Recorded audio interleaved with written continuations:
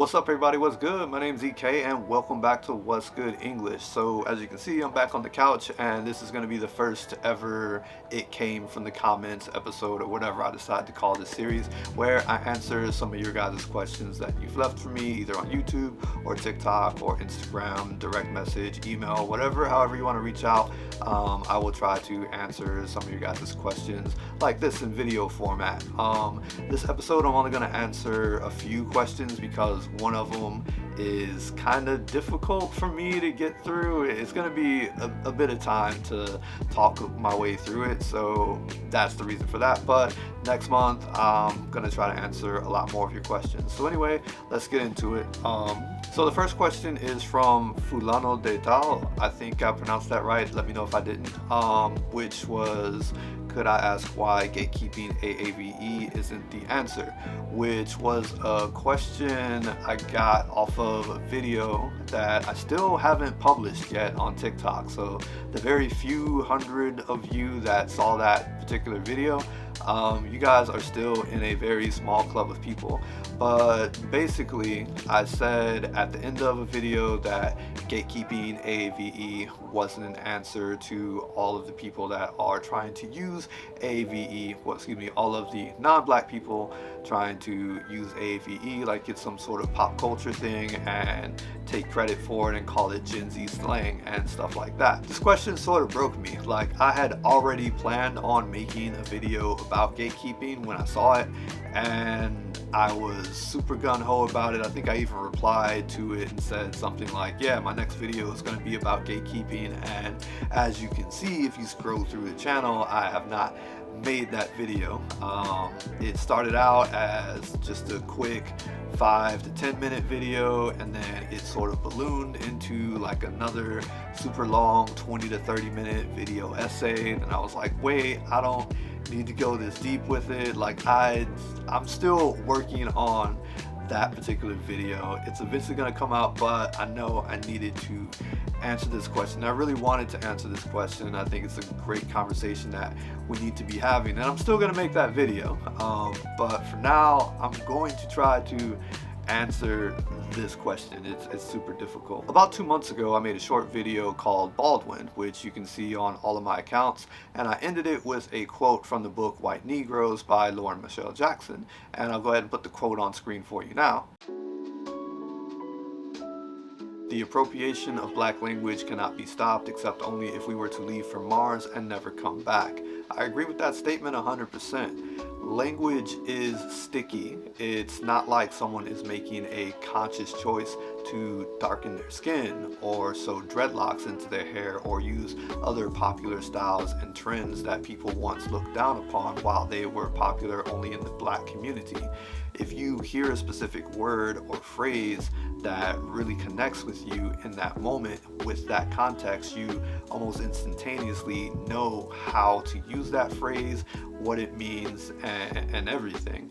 It's just like when On Fleek became popular. That was one Vine video that got shared around the world and was seen millions of times, and it was literally in the mouth of everyone in the same week that people discovered it. That's how language works. That's how sticky language is. And if we are just out and about living our lives, minding our own business, but living those lives in public, we're going to say something that is going to stick into people's minds like that. And it's an unconscious choice. I'll give you an example. When I moved here to Washington from Illinois, I would always say, oh, don't worry about it. It'll be fine. It'll work out. It'll be cool. But the phrase no worries was not something I ever said. And one of the things I noticed when I moved out here was that everybody was saying no worries. My coworkers were saying no worries, and eventually it just sort of seeped into me, and I began saying no worries, just like, oh, no worries, man, it'll be fine, it'll work out, no worries. And that's just the way it was. Hella is the same thing.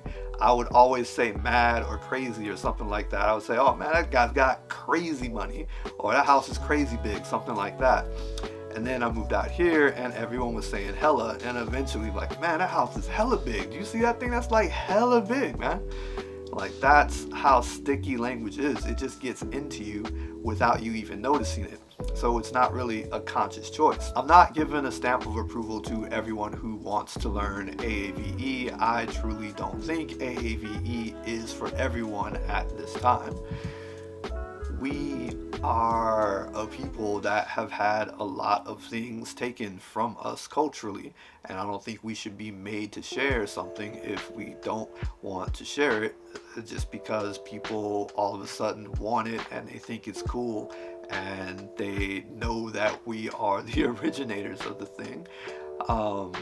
At the same time though, I can't fault anyone that has absorbed it naturally, whether through contact with us or from people that have figured out and used some of the phrases that we use, because that is indeed how language works. Like, if you hang out with people that speak a foreign language, you will probably learn a few choice words and phrases. They might be swear words because swear words are extremely sticky.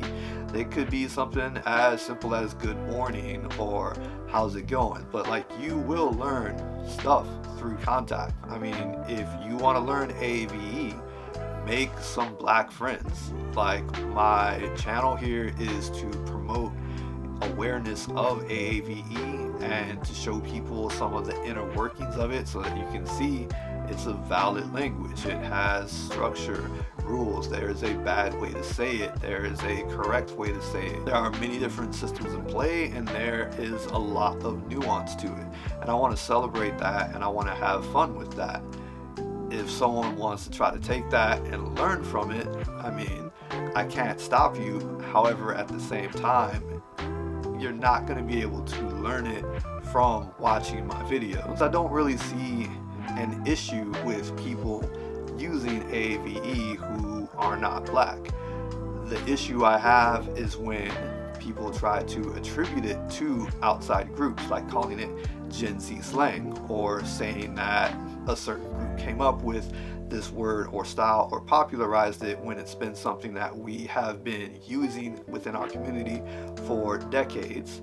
I also have a huge problem when people put on AAVE as a digital accent, digital blackface, or vocal blackface, as it were. They ain't wanna see me win. I was trapping by myself. I was getting out the hood. I didn't have no help, yeah.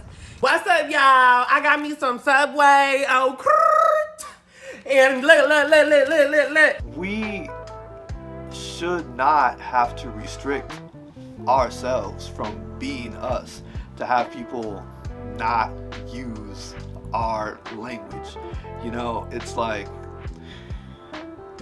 when you write a Twitter message, for example, and you want to sound like yourself, you know, you would say finna or both of them or something like that in the message. Like, we end up writing messages to make sure people know that we are black or that we sound black. We send that stuff out there and put that stuff in public. I mean, that has more impact than anything that I do on this channel, as far as explaining some of the processes of how AAVE works. Anyone can just watch a ton of black content and figure out how to say a few certain choice words or phrases, and we shouldn't deny ourselves that in order to hold on to something that belongs to us. If you understand what I mean there. Like, I don't even know what I'm saying. This is, I know I'm rambling. It's really impossible to gatekeep because language is so sticky that if you're just being yourself in public, someone might hear something and think it's cool and want to use it. And they might even use it unconsciously because, like I said in the beginning, it's an unconscious thing that just seeps into you. You can hear somebody say something one time and all of a sudden you're saying it 20 minutes later because it made such an impact on you. That is how language works. If you go back to that quote from Lauren Michelle Jackson, she also says, surely there is some ethical way for taking on the words of others. And I do believe that. Just from a linguistic standpoint, there is always something to be gained from more speakers of a language. It's just that there has to be a way to sort of, I don't know, protect people from overriding the nuance out of words and phrases or using them in contexts that they weren't really designed for. For example, people say lit when somebody gives them the keys to the car that they were looking for. That's not really lit, you know? I don't know. It's like, as you can see with me rambling on and just spiraling in all directions on this question, you can see how difficult it was for me to make that video and why I scrapped it. It's also why December was so sparse. I was trying to figure out how to make this video.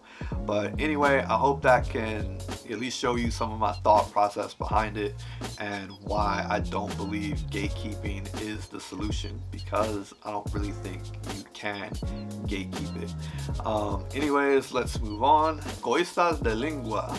Could you make a video on the L vocalization? We do that too in Brazilian Portuguese. I've heard somewhere that it's quite common in AAVE. Yes, so I think I actually asked you a follow-up for what you're talking about, and you were like school, but y'all say school.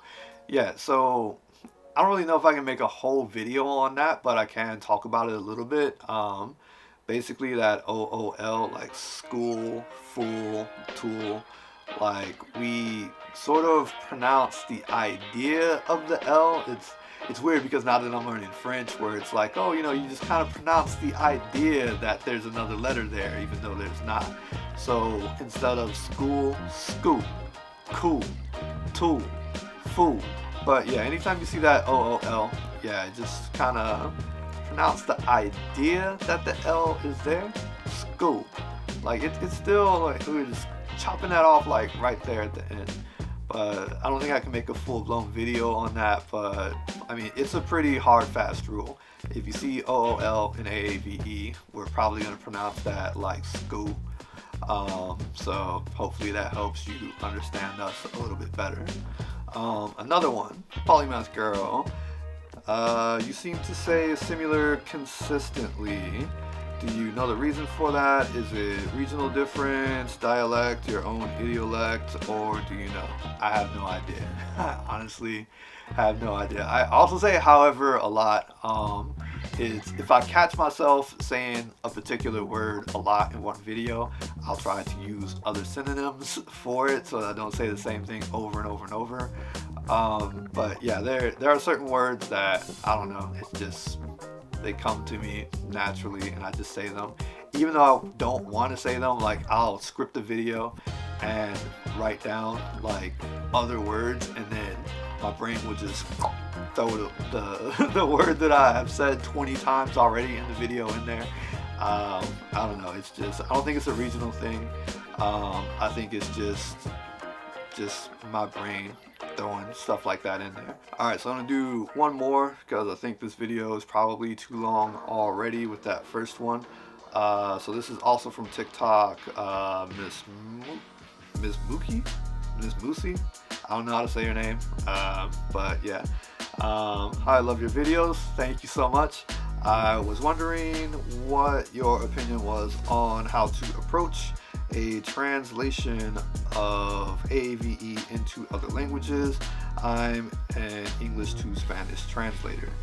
So, good question. I would say the main things that you would want to concentrate on are going to be double negatives. Make sure you flip those and use the double negatives as strengthening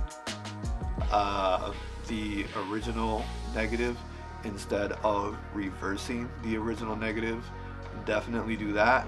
Everything else you can kind of sub a word and it won't be the exact meaning, but it will be close enough that it will make sense. This is gonna be a monster to edit. Anyways, thank y'all so much for watching this episode. I will be back with another one next week. Probably gonna do might be 2 episodes next week, because I'm gonna do a compilation of the TikToks that I've made recently for sure. And I've got another French vlog coming up, another episode of African American vernacular coming up within the next like 2 weeks. So we will see. But thank you guys so much. Oh, I got my where's it at? And it's right here. Yo, check it out. Your boy has gotten the AdSense address verification envelope. That means we are official. This is an officially YouTube partner program monetized channel. I have cleared the payment threshold level to receive the address verification pin in the mail, and I put it in there. We are good.